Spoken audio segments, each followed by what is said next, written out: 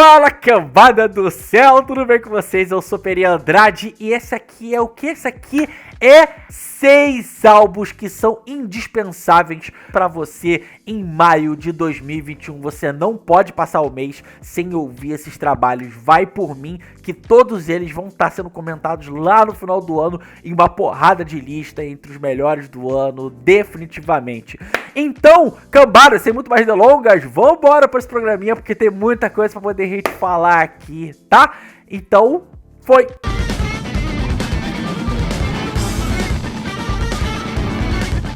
Vamos começar a listinha com o lançamento lá do finalzinho do mês, mas definitivamente um dos que eu tô assim pilhadaço pra poder ouvir de maio.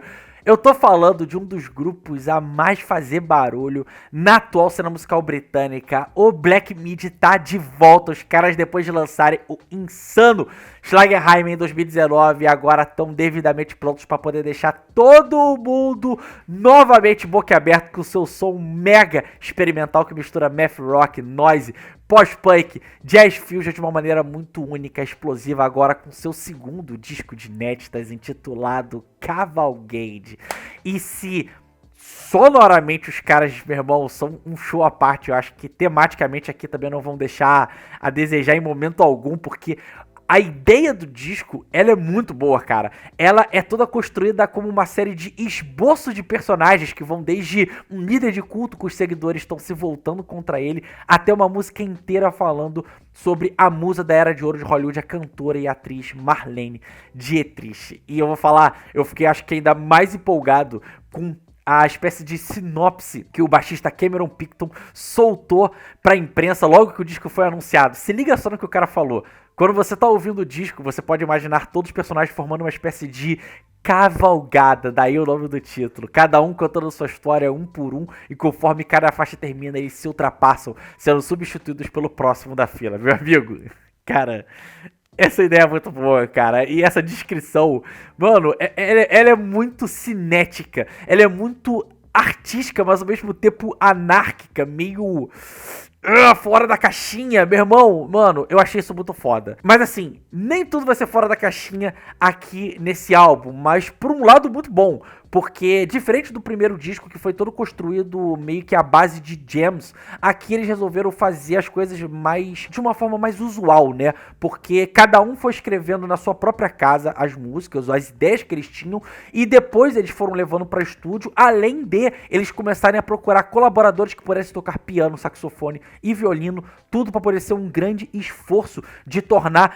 esse álbum mais complexo e organizado que o anterior.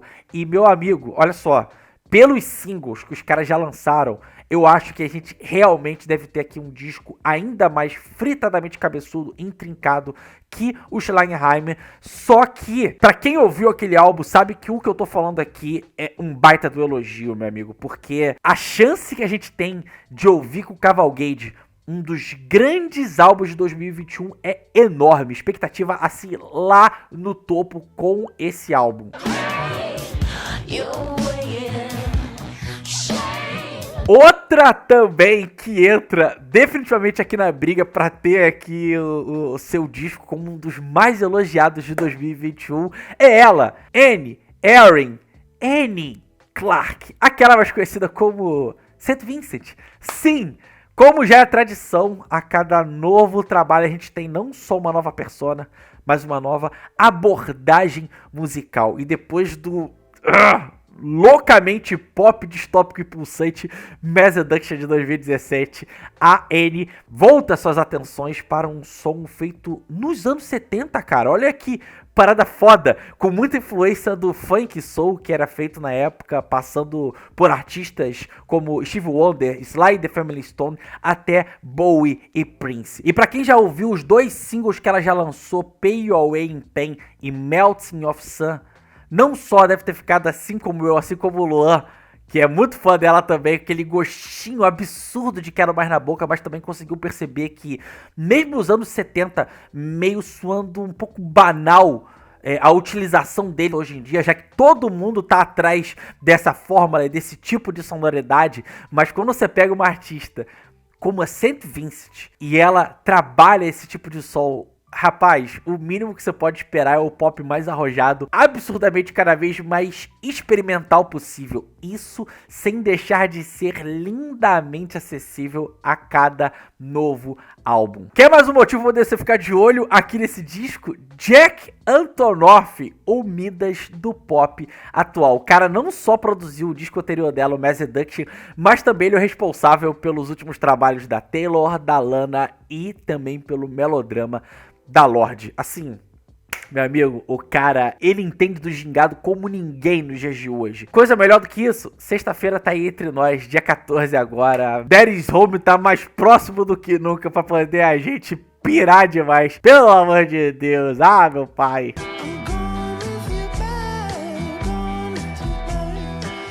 Olha, se você, assim como eu, é um fã do Black Keys, acho que deve estar feliz pra dedéu, porque, cara, depois de ter ficado um tempasso, 5 anos, foi a diferença entre o Turn Blue e o Let's Rock. A gente vendo os caras com aquela vontade de estar longe dos holofotes, até merecido e entendível, mas pelo menos pra mim é uma banda que faz falta. Eu gosto muito do som deles e agora só 2 anos de diferença pra gente ter um disco novo do Black Keys e com uma abordagem bem diferente, mas eu acho que é plausível para o tipo de som que eles fazem.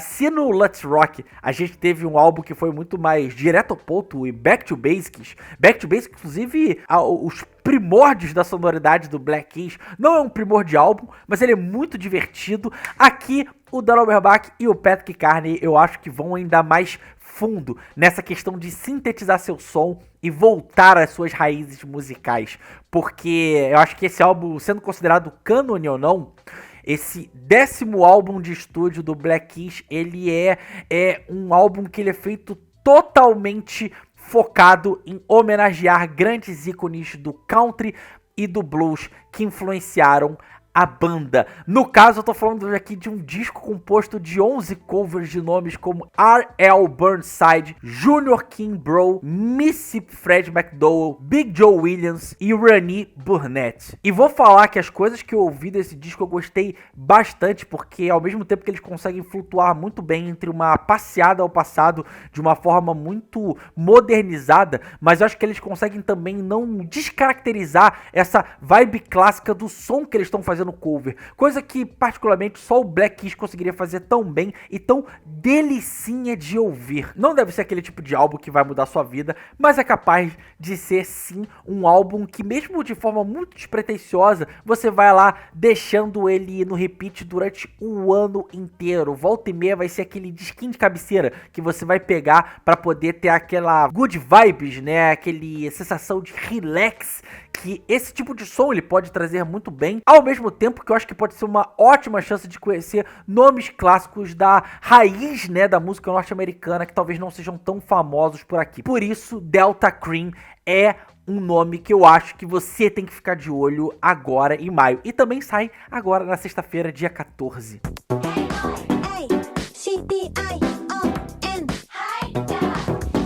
Quarto nome aqui da lista, uma das bandas mais divertidas a aparecerem nos últimos tempos, o quarteto feminino japonês Chai se prepara definitivamente para poder conquistar o Ocidente. As meninas tiveram participação no último disco do Gorillaz e elas assinaram contrato para ter seus álbuns lançados pela gigante da música independente, a Sub Pop, além de shows agendados nos principais festivais do mundo. Cara, cada vez mais o nome delas está ficando reconhecível nessa parte aqui do globo e se depender de Wink, esse terceiro trabalho de inéditas, pode apostar que o boca a boca ao redor do nome Chai só deve aumentar cada vez mais ao longo dos anos, misturando aquele seu punk rock pop garageiro e chicletinho dos 2 primeiros discos com novas influências mais relax e suaves como Brockhampton, Mac Miller e The Internet.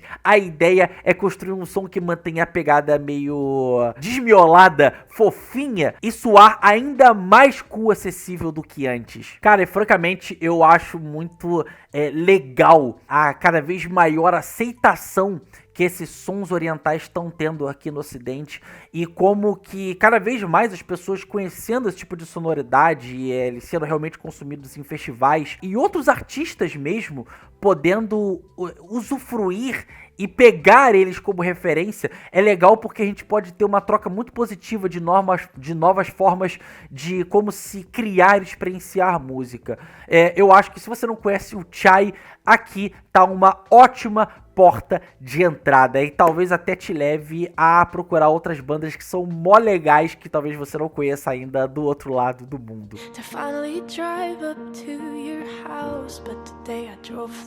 Quinto álbum que a gente vai falar aqui é do mais novo furacão pop a surgir. Olivia Rodrigo tem tudo para poder fazer um debut absolutamente memorável. Com apenas 18 anos e 2 músicas só lançadas, o frisson em volta da cantora por trás de Driver's License, eu acho que é muito merecido, já que ela parece apresentar uma fusão muito assertiva de indie pop e música alternativa com influências que vão de Taylor, Billie Eilish, Lorde, até Florence and the Machine e cantoras de pop e rock dos anos 90 como Alanis Morissette e Liz Phair. Tendo como produtor aqui nesse álbum o Daniel Negro, ainda não muito conhecido do grande público. O cara é compositor e foi ex-vocalista guitarrista da banda de rock indie As Tall As Lions. Ele também tem se especializado nesse tipo de fusão de indie com pop nos últimos anos. Ele produziu material para Carly Rae Jepsen, Sky Ferreira, Empress of, Lewis Capaldi e muitos outros. Eu acho que esse álbum da Olivia definitivamente pode ser o seu pulo do gato para mais artistas do mainstream procurando o trabalho dele. Pode ser realmente o seu maior teste e se tudo der certo eu acho que a gente pode estar diante de um potencial novo. Jack Antonoff, que eu citei lá atrás, que vai produzir o disco da St. Vincent. Inclusive, nesse aspecto de produção, eu acho que é uma das coisas que mais me faz ter, acho que, curiosidade nesse álbum aqui. Óbvio que eu tenho que mencionar outro aspecto para a curiosidade do álbum, não só acho que para mim, mas para o público em geral, é como ela vai desenvolver todo o background da treta amorosa ligada ao seu envolvimento com o ator e cantor Joshua Bassett. Os dois atuam na série da Disney meio remake, né, do High School Music, e ela teria sido trocada por outra atriz também do núcleo das produções Disney. E essa treta aí meio que forma a base das duas músicas que a gente ouviu já dela, e é muito interessante como ela desenvolveu essa ideia de canção desabafo cutucada que volta e meia permeia inclusive a música pop. Eu acho que ela foi muito hábil por justamente conseguir construir letras que elas não são atacadas nas pessoas, elas são muito bem construídas, mas também o quão interessante ela cria um subtexto ali, amplificando as coisas que ela tá dizendo ali, ao mesmo tempo que ela mantém a identidade, né, dos envolvidos meio que na surdina, mantendo uma coisa meio que de comichãozinho ali, de curiosidade que vai cutucando as pessoas para poder saber realmente do que ela tá falando e desvendar cada vez mais as entrelinhas ali das músicas. Cara, provável uma das estreias mais esperadas, se não a mais esperada do ano.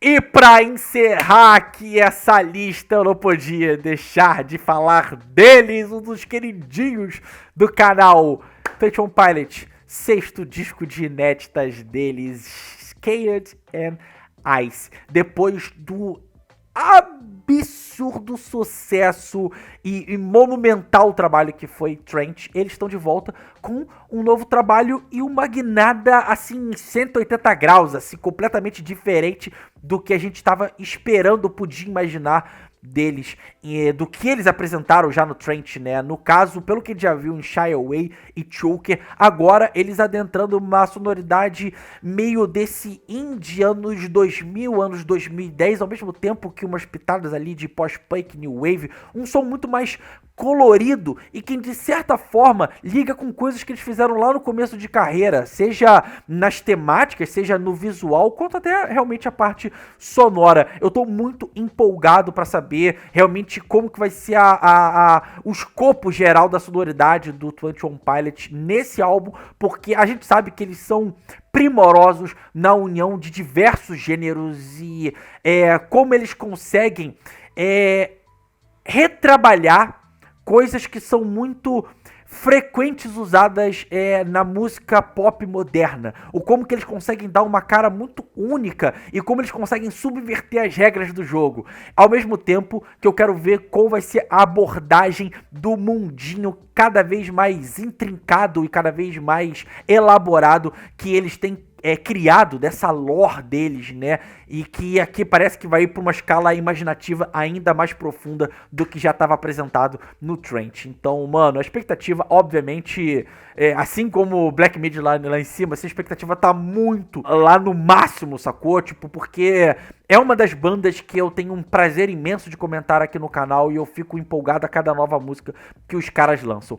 Então, cambada, foi isso. Essa aqui foi a listinha de discos que você tem que ouvir em maio. Eu consegui realmente fazer 2 meses seguidos. A ideia é que todo mês tem uma listinha dessas e que realmente consiga trabalhar outra ideia de lista ao longo dos meses. Ainda não tô conseguindo botar em prática, mas a ideia é que realmente flua algo nesse sentido. Se gostou desse programa, não se esquece de comentar, se inscrever, assinar o canal, compartilha com amigo, família, todo mundo que você gosta aí pra poder fazer esse vídeo bombar, né, e ver que o conteúdo tá sendo realmente visto por todo mundo e que tá valendo a pena ser feito ele. E foi isso, foi outro videozinho, aquele beijo, aquele abraço, aquele tchau.